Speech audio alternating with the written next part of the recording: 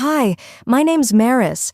I inherited my grandpa's house after he passed, or so I thought, because while I was grieving, my own parents sold it, behind my back.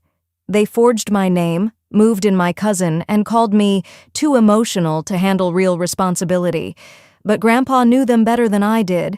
He left something in the walls they didn't see, and when they realized what they'd missed, it was already too late. Before we begin, what time are you listening to this, and where from? Drop a comment below. This story, it might just feel too familiar. I pulled up slowly, gravel crunching beneath my tires as the early evening sun hit the porch just the way it used to, Grandpa's porch. I sat there for a moment, engine off, listening to cicadas hum through the Texas spring air. For a second, it felt like he might come out any minute, wave at me like always, say, "Well, there's my girl." But he wouldn't. He was gone, and all I had left was this house. Or so I thought. When I stepped out and walked toward the mailbox, something caught my eye. The brass nameplate that used to read Blythe had been polished. No, replaced. A new engraving gleamed beneath the sunlight. Zinnia Langford. My heart stuttered. Zinnia? My cousin who used to fake allergies to skip helping Grandpa in the yard? That Zinnia? I opened the mailbox, half expecting a letter addressed to me, something from the lawyer's office confirming what Grandpa had promised. The house would be mine. Nothing. Just a coupon for dog food and a realtor flyer with Zinnia's photo smiling too wide. I carried my bag toward the front door, fishing for the spare key under the ceramic frog like always. Still there. Some things hadn't changed. Inside, the smell hit me first. Lavender, lemon oil, and something sterile, like hotel cleaning spray. I blinked hard as I stepped into the living room. Boxes. Neat, labeled, stacked 3 high along the walls. Living room decor, ZDL books, Grandpa Misk, donate. I turned slowly. The grandfather clock still ticked, but the warmth in the room was gone. A hollow version of itself. My eyes fell on one box marked, Maris Childhood Room Sort Later. The writing was sloppy, like an afterthought, as if even my memories needed to be filtered through someone else's hands. I walked down the hall, past the coat rack where Grandpa used to hang my umbrella every time I forgot it. My bedroom door was open, emptied. The closet held 2 sad boxes, both labeled the same. Miss, dispose, or donate. My heart dropped further than I thought it could. No one had called. No one had asked. I sat on the edge of the stripped bed. The indent of the mattress was gone, replaced, probably. My palms pressed into my thighs as I breathed through the ache in my throat. I knew grief would come in waves, but this was demolition. I stood slowly, steadied myself on the dresser, and made my way toward the hallway. That's when I heard the voice. "Oh, Maris, you're here early." I turned. My mother stood there, perfectly done up as always, lipstick fresh, heels clicking against hardwood like she hadn't just buried her father last week. "Early for what?" I asked quietly. She smiled like someone delivering bad news with charm. "Zinnia's been staying here to help with the transition. We're getting things ready to list." "List what?" "The house, sweetheart. You know how old it is. Upkeep alone would drown you." She walked past me and adjusted a crooked frame on the wall, like nothing in this moment was out of place. "I thought—" My voice trailed off. "Grandpa said he told me this house would be mine." "Well, plans change. And you know your grandfather wasn't exactly known for handling paperwork." I didn't reply. I just walked past her and down toward the study. My shoes felt too loud, like I was stomping through someone else's home. Maybe I was. On the console table near the study door, a photo lay face down. I hesitated, picked it up. It was us, me, Grandpa, and Lucky, our old golden retriever, taken the summer after I graduated college. Grandpa's hand was on my shoulder. His smile crinkled the corners of his eyes the way it always did when he said, "This house has good bones, just like you." I turned the frame over again, slowly, and set it upright. No words, no tears, just breath. The study was darker than I remembered. The curtains had been changed, Zinnia's style probably, something trendy and beige. I moved toward Grandpa's desk. It still smelled faintly of cedar and ink. I opened drawers one by one, careful not to disturb the arrangement. Nothing unusual, until the last drawer on the right. It was locked. I stared at it for a while, tracing the edges with my fingers. Beneath the lock, just faint enough to miss unless you knew to look, were carved letters. M.A.B., my initials, no one else's.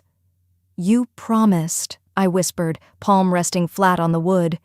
"You said this would be mine." The light outside had shifted to a dull orange now. I didn't move. I just stood there, hand still on the drawer, trying to remember the last thing he said to me, and wondering who else had the key. I didn't even realize how long I'd been standing there until the front door creaked again. Voices filtered in, heels clicking, the rustle of paper bags, someone laughing lightly. I slipped the envelope into my pocket and stepped back into the hallway, steadying myself. The living room, just an hour ago cloaked in silence, was now buzzing. Zinnia, in some kind of designer leisure wear, was perched on the arm of the couch like it was her throne. My father, Griffin, leaned against the fireplace, arms crossed, that usual weary kindness on his face, always the buffer in tense moments. And Vera, my mother, floated through the room like a hostess at a cocktail party. "We were wondering where you went," she said, smiling too wide. "I told them you were probably just reminiscing." I didn't answer. My eyes flicked to the coffee table, where a folder now sat. Thick, tidy. "Everyone's here?"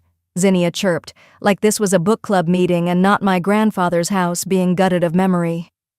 Griffin cleared his throat, slipping his phone into his blazer pocket. "We wanted to loop you in properly, Maris. I know this has all moved quickly, but it's really for the best."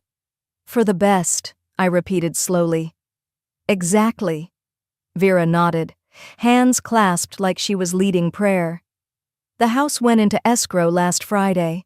It's a solid offer, above market. Closing should happen in about 10 days, give or take." My knees buckled just slightly, but I didn't sit. "You sold it?" "It was too much for you, sweetheart," Griffin said, like he was explaining taxes to a child. "The maintenance alone, not to mention the property taxes. You're a librarian. How would you even begin to keep up with it?" Zinnia added with a laugh. "You should be thanking us. I mean, no stress, no mortgage, no roof leaks. You dodged a bullet, cousin." I felt the air in the room shift. They weren't trying to spare me. They weren't being careless. This was planned. Vera picked up the folder, walked over, and handed it to me. "This is just acknowledgement paperwork.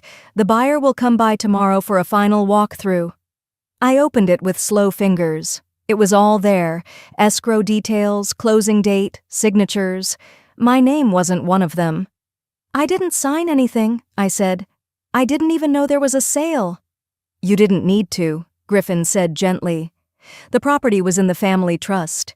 That gives us executive control. Grandpa told me he left the house to me, that it would be in my name." My mother gave me a look I knew too well, somewhere between pity and exasperation.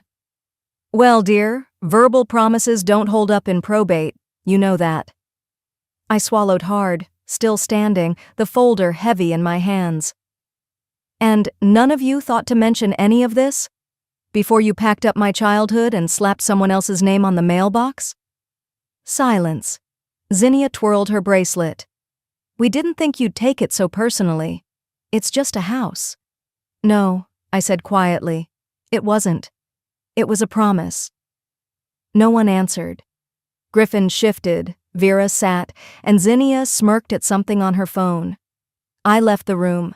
The late afternoon sun had settled lower in the sky. I pushed open the back patio door, stepping out into the warm air. Grandpa had planted honeysuckle along the fence line, years ago. It still bloomed, wild and soft. I stood there, letting the heat soak into my skin, wondering how many decisions had been made about my life while I was still wiping my eyes at the funeral. Inside, laughter broke out. Someone said something about dinner plans. It didn't fit. None of it did. Later, after they'd all left, Zinnia with a "see you tomorrow," like we were co-workers, I collapsed into the kitchen chair and checked my phone. I shouldn't have. A post from Zinnia, a carefully curated shot of Grandpa's porch with the caption, "Some people care more about property than peace. Grandpa deserved better than drama." And the comments, "Let the dead rest. Can't believe Maris is fighting over a house. Disgusting." There's always one. My thumb hovered over the screen, numb. They were rewriting the story before it even began, painting me greedy, selfish, ungrateful. And it was working. I stood, moving without thinking, straight to the study. The screwdriver was still in the junk drawer. I pried open the lock. Wood splintered, something inside me with it. A single envelope. My name, written in Grandpa's hand. I held it, unopened. My voice cracked. What have they done? Back at my apartment, I shut the door behind me with a quiet thud and leaned against it, still gripping the envelope. I hadn't even taken my shoes off. My purse slid off my shoulder and hit the floor with a soft thump, but I didn't move. The silence was thick. No hum of conversation, no clinking of glasses. Just me. And the envelope. I walked to the kitchen table and sat down slowly, like every inch of my body was suddenly made of stone. I stared at my name on the front in Grandpa's handwriting, steady, slanted, unmistakably his. I opened it. Inside were two things, a folded copy of his original will and a yellowed sheet of notepaper. My heart picked up pace. His handwriting again. If they sold the house, check the signature, and check the date. You weren't in town. I read it 3 times. My hands trembled as I laid the will aside and dug into the folder Vera had given me earlier. I pulled out the copy of the sale agreement. There it was, my signature. Perfectly forged, right down to the slight slant in the M and the little loop at the end of the S. I hadn't signed anything. Not for the house, not for a sale, not for a single damn thing. My mind raced as I got up and pulled my laptop from the side table. I opened my inbox, hands moving on instinct now. Search. Seattle. The librarian conference. I found the flight confirmation. Departure, May 11th. Return, May 16th. I opened my digital calendar next. 4 days packed with workshops, keynote speakers, hotel bookings, and networking breakfasts. I even had a photo of me on a panel, still in my email, sent by a colleague. The sale document was dated May 13th. I hadn't even been in the state. I exhaled, slow, bitter. Then I pulled open the bottom drawer of my desk and grabbed an old plastic file folder. I wrote in thick black letters across the front, "Truth." I dropped in the will, the flight confirmation, and a printed copy of the forged sale page. I sat back and stared at the folder. They hadn't just taken the house. They'd erased me from the story and signed my name like I was already gone. At midnight, I picked up my phone and called Linda, one of my fellow librarians who'd organized the Seattle panel. She answered groggily. "Maris, everything okay?" "I'm so sorry to call this late," I said quickly. "Can I ask a huge favor?" There was a pause, then, "Of course." "Could you send me a letter? Just something confirming I was there the week of May 11th through 16, specifically that I spoke at the symposium on the 13th? Her voice perked up. "Yeah, definitely. I remember that day. You killed it up there." "Thanks," I said, my voice tighter than I wanted. "I really appreciate it." After we hung up, I plugged in my phone, walked into the bathroom, splashed cold water on my face, and then remembered the old family iPad. Vera had synced all her devices once when I helped her recover a password. Her texts and cloud photos had backed up across devices. I hadn't thought about it since. Until now. I grabbed the tablet from the shelf in my hallway. It hadn't been used in months, but it still powered on. I tapped open the Messages app and started scrolling. And then I found it. A screenshot Griffin had sent to someone named Edward. His name matched the buyer documents. "We've got her okay. Don't worry. She won't contest. She's passive." My chest tightened. Further down, another from Vera to Griffin. "She's always been a silent one. That's why she's perfect. Perfect. Perfect to disappear. Perfect to ignore. Perfect to walk over." My jaw clenched. My fingers pressed hard into the screen as I took screenshots of both texts, emailed them to myself, and saved them to a USB drive I kept in my drawer. I labeled it the same as the folder, Truth. I held it tightly between my fingers. They didn't just lie, they counted on me to stay quiet, to be soft, to nod politely, blend into the background, and thank them for it. But they forgot something.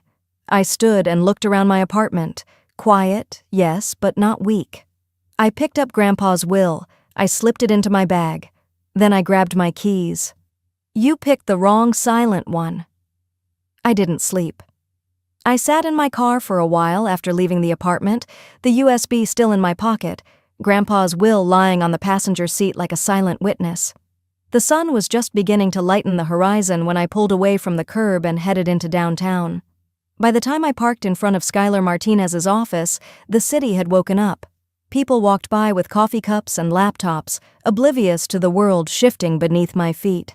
Her firm sat in a modest beige building with a brass plaque by the door, Martinez and Wyatt, Estate and Family Law. I walked in, the documents in hand, and told the receptionist I had no appointment, but it was urgent. A few minutes later, Skylar herself stepped into the lobby, mid-40s, composed, with a kind of calm you couldn't fake. Her dark hair was pinned up, and her charcoal suit looked like it belonged on someone who didn't lose arguments. "You're Maris?" she asked, extending a hand. "Let's talk." Her office smelled faintly of lemon oil and old paper. I sat down across from her, opened my folder labeled Truth, and slid everything across the desk.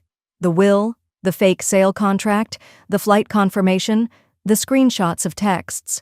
She didn't say much at first. Just read. She held the will in both hands, eyes narrowing slightly as she scanned. Then, she smiled. Slowly. "Your grandfather," she said, tapping a line with her finger, "was very careful." She turned the document toward me and pointed.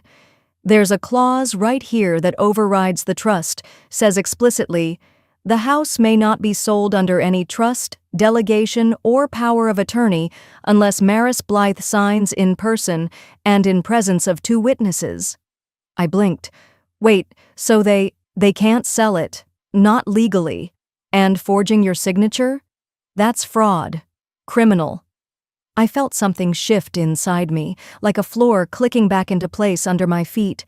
Skylar straightened in her chair. "We're going to file an emergency injunction to halt the transaction, and I'll be sending a letter to the buyer today." My voice came out low. "He doesn't know? If he does, he'll be answering to the state bar. If he doesn't, he'll be very interested to know he's buying stolen property." I let out a long breath I hadn't realized I was holding. "Do I have to go to court?" "Eventually, yes. But today, we buy time. And we shake the table." Skylar stood, went to her printer, and began preparing documents with a calm precision that made me believe, for the first time, I could win this. That evening, after leaving her office, I drove by Grandpa's house. No one was there. The porch light was off, the blinds drawn. I sat in my car for a few minutes, then stepped out, my shoes crunching against the gravel. I walked up the steps, the wood creaking beneath me, and unlocked the door with the spare key still hidden in the flower pot. Inside, it smelled like dust and old citrus cleaner, like childhood and endings. I walked to the hallway where the framed photo of Grandpa, me, and Lucky still sat. Only this time, I noticed the back was thicker than I remembered. I turned it over. 4 tiny screws held the frame backing in place. In the kitchen drawer, I found the little screwdriver Grandpa always kept near the junk tray. I returned to the frame, unscrewed the back, and there it was, taped neatly inside, a small, tarnished brass key. It was warm in my palm, like it had been waiting. I turned around, scanning the room. The fireplace stood quietly in the corner. I stepped closer. The floor near it was a patchwork of old wood, smooth from years of barefoot steps. Then I saw it. One board, near the hearth, had a small heart etched into the grain, a heart no one else would have noticed. I knelt down, the key in my hand.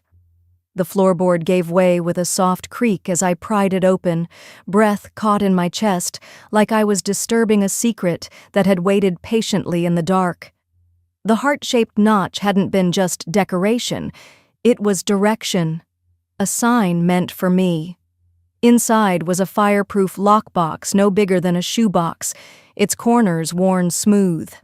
I pulled it out with trembling hands and sat back against the wall, the early morning light beginning to slip through the kitchen curtains.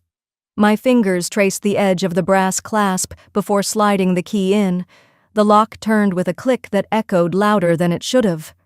Inside, tucked neatly between layers of old flannel cloth, was a USB drive, a letter with my name written in my grandfather's bold, slanted hand, and an envelope labeled simply, Ellis.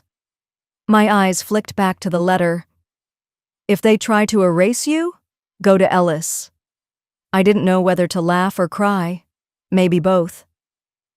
Grandpa had always said Ellis Granger remembered things the rest of the neighborhood forgot: birthdays, garage codes, what year the willow tree out back finally stopped blooming. I slipped the drive and letter into my purse and held the Ellis envelope in my lap for a moment before tucking it inside too. By 9 that morning, I was on Ellis's front porch 2 blocks over, hesitating before knocking. The place looked smaller than I remembered, but maybe everything had. Paint peeled from the railing, but the wind chime made of spoons still jingled in the breeze. I used to think it sounded like old laughter. The door opened before I even knocked. "Maris Blythe," Ellis said with a crack in his voice. "I wondered when you'd come." He looked thinner, his shoulders bent inward, but his eyes were still sharp. He gestured me inside with a warmth I hadn't felt in days. "I've got something for you," he said, shuffling toward the kitchen table. "Your grandfather gave it to me last fall, said not to hand it over unless you asked." He placed a flash drive next to a cassette tape already set on the table, and beside it, an old photo I hadn't seen in years. It was the 3 of us, me, Grandpa, and Lucky, under the old willow tree in the backyard. I must have been around 7, missing a front tooth and beaming like I'd just won a trophy. On the back, in Grandpa's handwriting, "She remembers what matters." I sat down slowly, overcome. "Why'd he give you all this?" Ellis rested his palm over the cassette. "Because he didn't trust them. And he said you were the only one who'd fight for what the house meant, not just what it's worth." He opened a small cassette-to-digital converter and hit play. Grandpa's voice filled the room. "They'll tear it apart, Ellis, piece by piece. If I don't lock it down—" Ellis's voice responded, slightly muffled. "You've written the will." "It's not about paperwork, it's about intention. Maris understands that. She always did." I stared down at my hands. "She won't fight for herself," Grandpa's voice went on, "but she'll fight for the meaning. That's why she's the keeper of the flame." A knot rose in my throat. I pressed my fingers against my lips to keep from sobbing outright. My silence all these years, every time I'd let things slide, walked away instead of standing up, hadn't been weakness to him. He saw me, not loud but steady, not flashy but anchored. "Why didn't he tell me all this?" I whispered. Ellis just smiled gently. "He did. You just needed to hear it now." I stayed a little while longer. He made tea. We talked about Grandpa's laugh, his ridiculous pancakes, the summer we almost burned down the garage trying to build a treehouse. For the first time in days, my chest felt less like a cage and more like a lantern with something still burning inside. On my way out, Ellis pressed the Polaroid into my hand. "Take it," he said. "Your fight's not over, but now you've got a little more fire." Back home that evening, I spread everything out on my kitchen table. The will, the flight documents, the forged sale agreement, the texts, and now, the recording. I pulled out the affidavit Skylar had given me. For a long while, I just sat there, pen in hand, staring at the paper. I thought about the photo, the tree, the way Grandpa's voice said my name like it held weight, and I signed. Not because I wanted revenge, not even just because I wanted the house, but because something sacred had been placed in my hands, and if I let them bury it under paperwork and power plays, it wouldn't just be the home that was lost, it would be everything it stood for. This wasn't just about keeping the house, it was about honoring what made it a home. After signing the affidavit, I barely slept. The night hummed with a kind of electric quiet, like a storm coiling just outside the window. By dawn, I was dressed, caffeinated, and ready, if not to win, then at least to show them I wasn't stepping aside. Skylar had arranged the meeting for 9:30 at Sterling Properties. I arrived 10 minutes early, but she was already there, standing just inside the glass doors in her usual calm authority. I'd never appreciated stillness in a person until I met Skylar. She had a way of folding intensity into grace. "Let's begin," she said, and held the door. Inside, the air was scented with artificial lavender and varnish, trying to cover the rot underneath. A junior agent blinked at me. "Do you have an appointment?" "She does now," Skylar replied, slipping a thick envelope from her bag. "Cease and desist. Please get Mr. Edward Jackson and your managing broker." The receptionist hesitated, but one look at Skylar's expression had her scurrying off like the floor might cave in. A few minutes later, Edward Jackson appeared. Late 40s, expensive haircut. Confidence cracked just slightly when he saw the legal packet in Skylar's hand. "Skylar Martinez," he said. "You're representing—" "Maris Blythe," she said. "The rightful heir to the property your firm tried to purchase with fraudulent authorization." He raised an eyebrow. "Her mother was acting as the family's point of contact. We were told—" "You were told lies," Skylar interrupted evenly. "This," she tapped the affidavit, "is a sworn statement with evidence confirming my client was not in the state at the time of the alleged signature. And this," she held up a printed copy of the sale agreement, "contains a forged signature." Edward looked at me. His tone shifted slightly, a little patronizing, a little guilty. "Your mother said you were emotional. I should have known better than to take her word as gospel." I said nothing. Sometimes silence lets the shame echo louder. He rubbed the back of his neck. "I'm withdrawing my offer immediately, and I'll be speaking with legal regarding damages to my firm's reputation." Skylar nodded. "I suggest you do, and you may also want to notify your title company that they nearly became part of a felony." Now, by the time we stepped back outside, word had already traveled. Zinnia's name was on the outgoing text of the front desk agent's phone. I recognized the screen. Funny how fast gossip moves when people smell liability. Skylar offered a small, satisfied smile. That was the easy part. I returned to Grandpa's house that afternoon. The driveway was full, again. Vera's car parked diagonally like she owned the sidewalk. Zinnia's Range Rover, its back hatch open. Cardboard boxes were stacked in the living room. Again. Inside, I found them cataloging, as Vera called it. She wore gloves, pearlescent white, and held one of Grandpa's wooden pipe cases like she was reviewing antiques for auction. "We're just documenting what needs to be relocated," she said, not even glancing up. "You mean stolen?" I snapped. Zinnia gave a small, breathy laugh. "That's rich coming from you. Suddenly you care about these dusty old things?" I stepped closer. "They're not things. They're stories, and you're not touching another one." "Maris," Vera sighed, lowering the pipe box, "you've made your point, but your grandfather belonged to all of us, and you're making this divisive." I narrowed my eyes. "No, Mom. You did that when you signed my name on a legal document and called it convenient." Her jaw tensed, but I was already turning. That's when I saw it. One of Grandpa's paintings, leaning against the wall near the door. A landscape of the Colorado mountains we'd once hiked together when I was 15. But something was wrong. The colors were off. Too vibrant. Too fresh.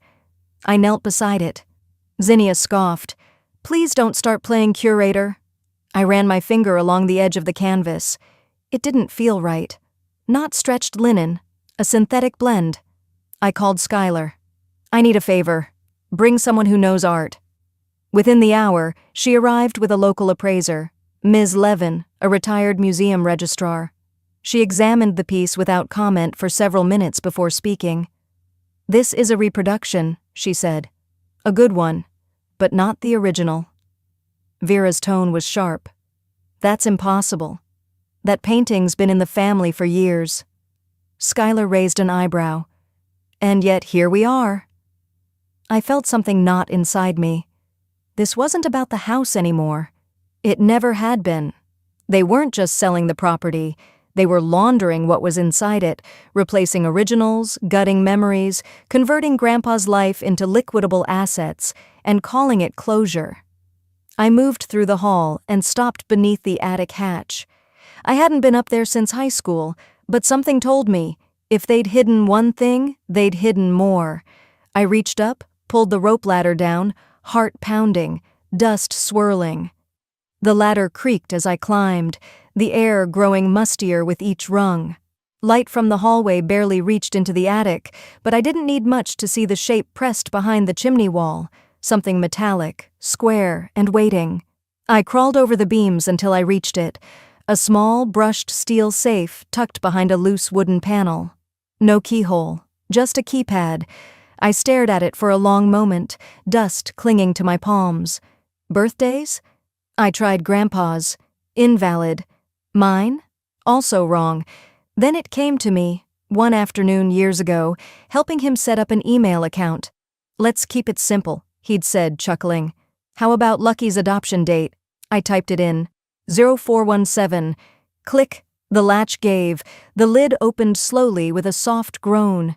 Inside was a bundle of aged documents and a flash drive wrapped in wax paper.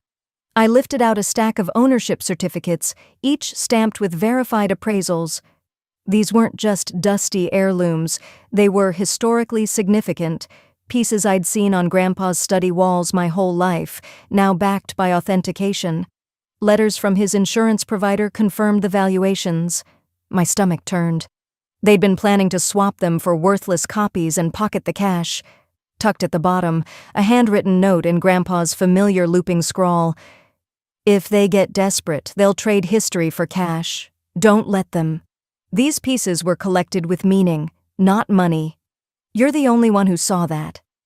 I sat there in the attic for several minutes, knees tucked in, holding that note like a lifeline. Downstairs, my phone buzzed. It was Skylar. "She filed a counterclaim," she said calmly. "Your mother is alleging mental instability, falsified documentation, and undue influence." I closed my eyes. The playbook of the guilty: turn the story around, make the victim look unbalanced. "She's requesting a freeze on all proceedings," Skylar continued, "but don't panic. We expected retaliation." I exhaled slowly. "Let her throw the book. I've got the truth." After putting everything back in the safe, I carefully sealed it again. My next step would require the original documents, but those would go through Skylar now, properly secured. That afternoon, as the sun cast long lines across the backyard, I went to sit by the willow. The tree still leaned slightly to one side, like it was listening. Zinnia found me there, barefoot in her designer jumpsuit, like she thought this was some kind of lifestyle shoot. "You never fought for any of this," she said, arms crossed. "Why now?" I didn't look at her. "Because Grandpa fought for me, even when I didn't think I deserved it," she snorted. "You're not special. You just happened to be first in line this time." I finally turned toward her. "I'm the only one who read the fine print." Zinnia's mouth twitched. She turned to go but hesitated. "You think this ends with the house?" "It doesn't." "I know," I said. "That's why I'm still here." Evening came. I was standing in the dining room, sorting through the legal folders again, when I heard the engine. I moved to the front window. A moving van sat at the curb, engine idling. Behind it, Vera stepped out of a black SUV. She wasn't alone. 2 men in dark suits walked beside her, each holding briefcases. They weren't here to talk. I felt my breath catch as I backed away from the window, my voice low, steady, but bracing. "They're making their final move." I backed away from the window slowly, the men in dark suits still making their way up the path. For a moment I thought about running upstairs, slamming the door, locking myself away like I used to when I was 12 and didn't know how to fight back. But I wasn't 12 anymore. And this wasn't about hiding. Instead, I walked calmly to the dining room, picked up my phone from the edge of the table and tapped the record button. I set it face down, microphone angled toward the room. The front door flung open without so much as a knock. Vera entered first, heels sharp against the hardwood, flanked by two estate attorneys who looked like they'd just stepped out of a courtroom drama. She didn't even glance at me as she made a beeline for the dining table. "This house was never just about you," she said coldly, tossing a folder down like a gauntlet. I didn't flinch. I reached into the side drawer and pulled out my own folder. I opened it slowly, laying out each appraisal, each certificate, each authenticated document I'd found in the safe. "No," I said. "It was about the $2 million you were laundering through Grandpa's art." One of the lawyers shifted in his seat. The other stopped mid-page. Before Vera could muster a retort, the door opened again, this time by invitation. Edward Jackson stepped in, looking far less smug than when I last saw him. Skylar followed closely behind, a quiet force of calm, her briefcase in hand. She nodded at me once and took a seat. Edward's eyes scanned the room. "I wasn't told this would be a group session." Skylar gave a small smile. "We thought it best you heard all sides." I walked to the entertainment console, pulled the USB from my pocket, and inserted it into the old laptop on the sideboard. The screen flickered for a moment, then Grandpa's face appeared, tired, older than I remembered, but eyes still as clear as ever. "If you're watching this," his voice rasped from the speakers, "they did exactly what I feared, but I left the truth in the walls, and I left it for Maris because she's the only one who listened." The room was silent. Even the attorneys didn't shuffle. Edward sat back. "Your mother said you were unstable, that you hated this place." I turned to him, my voice level. "She said that because I never told her what she wanted to hear. I didn't want to sell it. I didn't want to pretend Grandpa meant nothing. That's the difference between us." Vera stood abruptly. "Oh, please. Are we really giving weight to a sentimental recording? He was old. He said things like that all the time." Skylar raised a brow and opened her folder. "We also have video evidence of the forged signatures, insurance reports, and emails coordinating the art swap." But Vera wasn't done. She smirked and tapped on her iPad. "Then how about a video of Maris herself saying she wanted to walk away from this house?" She turned the screen to Edward, playing a clip from a barbecue years ago. There I was on screen, in a blue summer dress, holding a lemonade, laughing and saying, "I wish I could just walk away from this house." Vera paused the clip. "Case closed." Skylar didn't even blink. "Play it in full." Edward handed her the tablet. Skylar scrolled and played the rest. I appeared again on screen, sighing, my tone shifting. "But I promised him I wouldn't, not after everything he built here." Silence. I stepped forward. They thought I'd stay silent, but silence isn't weakness, it's strategy. I handed Edward the entire case file. Timelines, appraisal records, Grandpa's final video, emails, everything you weren't told. He turned to Vera, eyes sharper now. "I won't be part of this anymore. You've crossed every line." Vera's face contorted. "We gave you life," she hissed. I stared at her, voice calm. "And you tried to sell it back to me." Blue and red lights flared through the front windows. The room fell still. Skylar stood gathering her bag. She looked at the door, then back at Vera. "They're not here for me," she said softly. Skylar's words echoed in my ears as the officers stepped forward, their clipped commands rising over Vera's frantic denials. I didn't say a word. I didn't need to. That moment belonged to truth, and I'd said enough.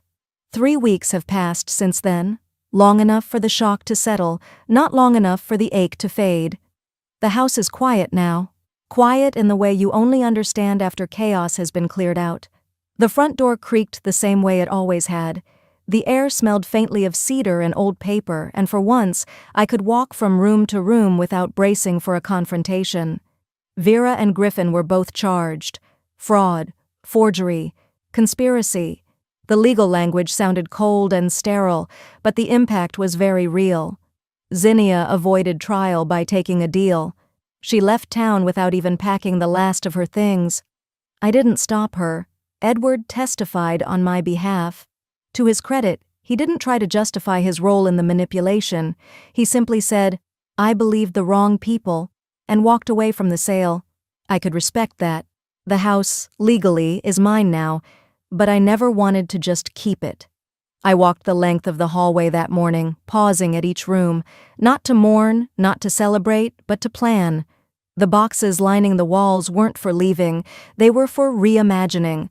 One room would be a reading circle for seniors who needed company, another an art room for kids whose families couldn't afford summer programs. In the backyard, I would restore Grandpa's shed into a workshop for community classes. Not a museum, not a shrine. A space to keep the flame alive, like he'd hoped. Ellis came by again today. He shuffled a little slower than last time, but his eyes lit up as soon as he saw the photo in the hallway, the one I'd hung beneath the stained glass window Grandpa loved. It was the Polaroid. Grandpa, me, and Lucky under the old willow, all of us beaming like fools. Ellis placed a small plaque below the frame. "She remembers what matters." I didn't trust my voice to thank him. I just nodded, and he squeezed my hand like he knew. Later that afternoon, I returned to Grandpa's study, the one room I hadn't touched yet. It was still mostly as he'd left it, books stacked in odd towers, a pipe resting on the windowsill. The smell of ink and pine still clung to the air. I opened the last drawer I hadn't checked. Tucked inside, wrapped in a faded cloth napkin, was a leather-bound notebook. The final entry was dated just 3 days before he passed. "Redemption is heavier than revenge, and more lasting. You remembered, Maris. You kept the house alive." I closed the book and held it to my chest. Outside, golden light filtered through the branches. The house groaned quietly in its bones, the same sounds I'd grown up hearing when the nights got cold or the rain came hard. I sank into the old sofa by the window, the one he used to nap on with Lucky curled at his feet. My body finally let go of the tension I'd carried for months, maybe years. They tried to erase me from the story, but the house remembered. And now, so will everyone else.